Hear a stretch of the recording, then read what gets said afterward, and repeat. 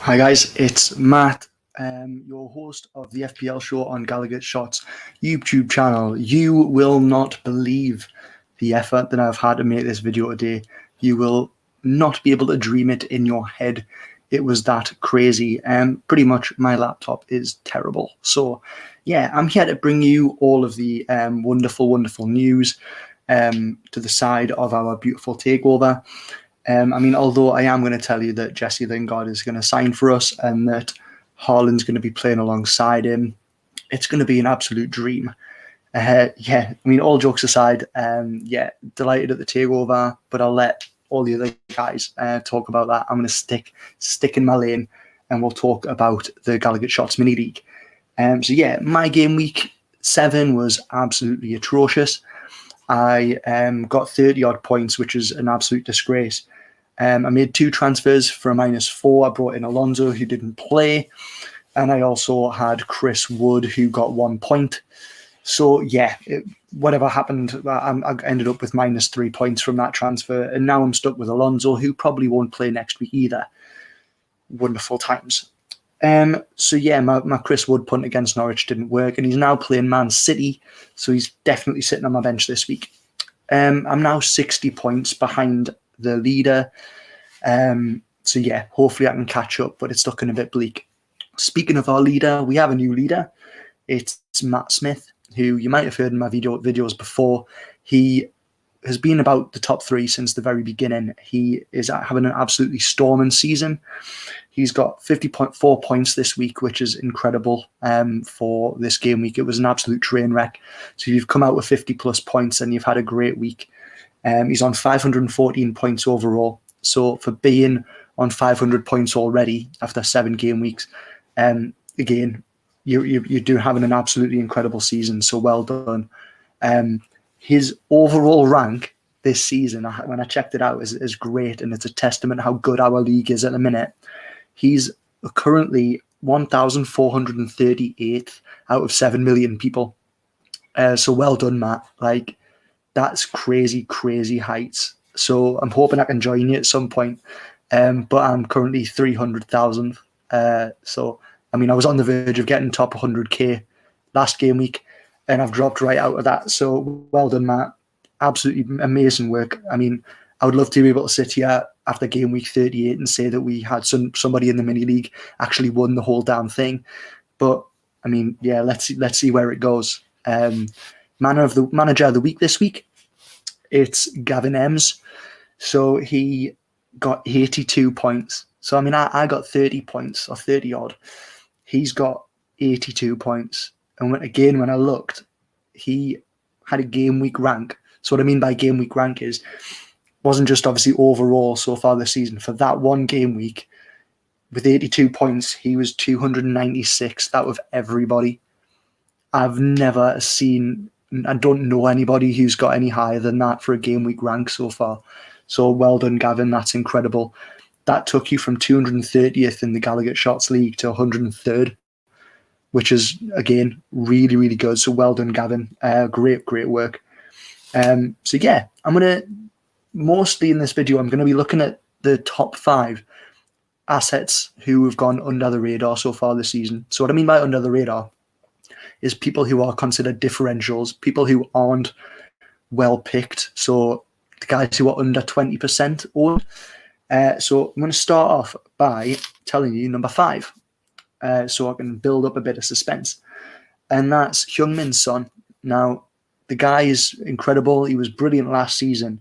But 10.5 million seems to put people off when you've got the likes of Lukaku, Ronaldo, Salah, Trent, KDB, all of these really good premium assets. Nobody wants to take a chance on Son. He's only 13.6% owned, but he's got 1 goal and 2 assists in his last 2 games, and he's got 5 goal involvements in his last 7 games. So he's getting the returns, but nobody seems to want him. And he's one to consider if you're on a wild card.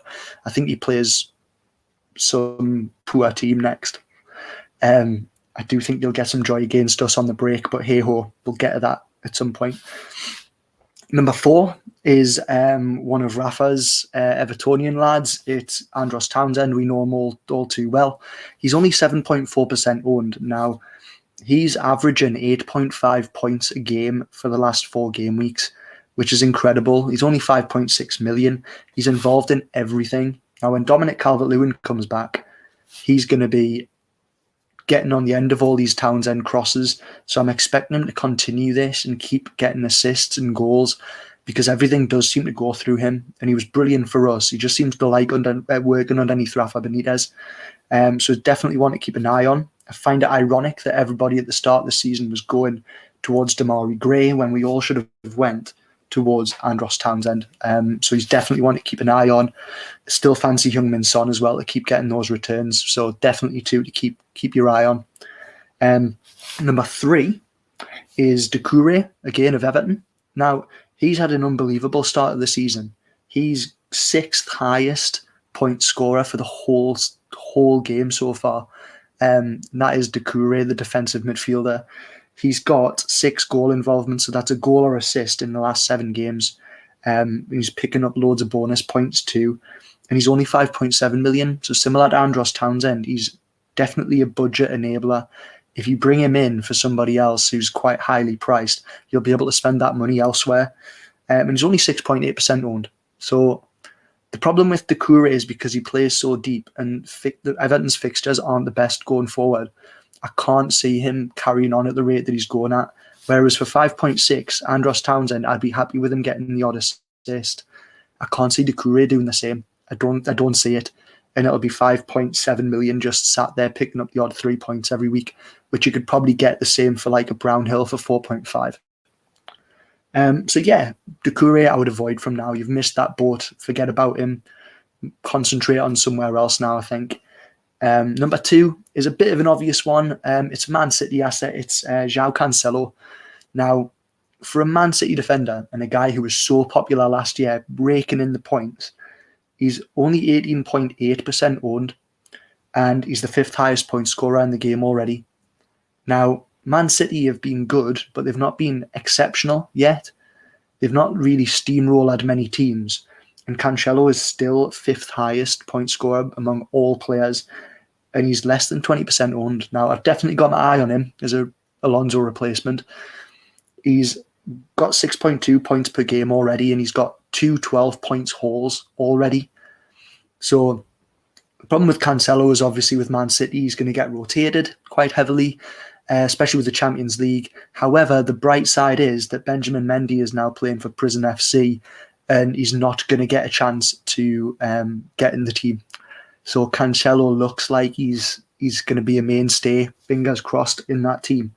So buy him by all means, but just be wary of Pep Roulette. Now, number 1, drum roll. This is where Chris is going to add a drum roll in, or he's not, and it's going to be awful. I mean, if he does, it's still going to be awful. It's Jamie Vardy. Now, Jamie Vardy is an incredible one when I think about it. You'll all say to me that, yep, Jamie Vardy, one of the best Premier League strikers we've got in football at the minute. But he's only 15% owned. And I think the problem with this is everybody's gravitated to the likes of Ronaldo and Lukaku and Antonio. They haven't considered Jamie Vardy at all. And he's quietly gone about his business. While Lukaku's blanked for the last 4 game weeks and Ronaldo didn't start last week, Jamie Vardy's got 6 goals and 1 assist in 7 games. He's absolutely smashing it, and barely anybody owns him. Now, the good thing with Jamie Vardy is this week he's got Man United, and Man United are without Raphael Varane, and I'm sure they've got another injury as well in defence. There's talk of Phil Jones potentially starting. Now, if Jamie Vardy's playing against Phil Jones, you can bet your house on him getting a goal at least. So he's my top pick this week, and I think he's going to really, really smash it in the next few weeks. And he's obviously my top pick for the most under the radar so far. So yeah, and that's it. That's my top 5. Now, I've got 3 players to watch who I think are going to be ones to watch going forward. Haven't really done much so far this season, but I'd imagine in the next 5 or 10 game weeks they're going to really, really just get a lot of returns. So we've got Phil Forden, who I've brought in this week for Jota. Again, Pep Roulette is a massive issue, but Ferran Torres is now injured. So I'm hoping that means that Forden's going to be a bit of a mainstay in the team, just like Cancelo. He got a goal last week against Liverpool, which was a brilliant goal. And the only issue that I have is the fact that it's Champions League next week, and Pep might be a little bit devious and rotate the team quite a lot, because he does tend to fancy the Champions League more with those types of Foden players. KDB is my next one. Now, he's blatantly an obvious choice. He's the best player in the league, but he's really, really gone unnoticed this season, and he doesn't really justify the 12 million that he's worth at the moment. Now, Man City's fixtures look incredible going forward, and if anybody's going to be explosive and kind of make Man City tick, it's going to be Kevin De Bruyne.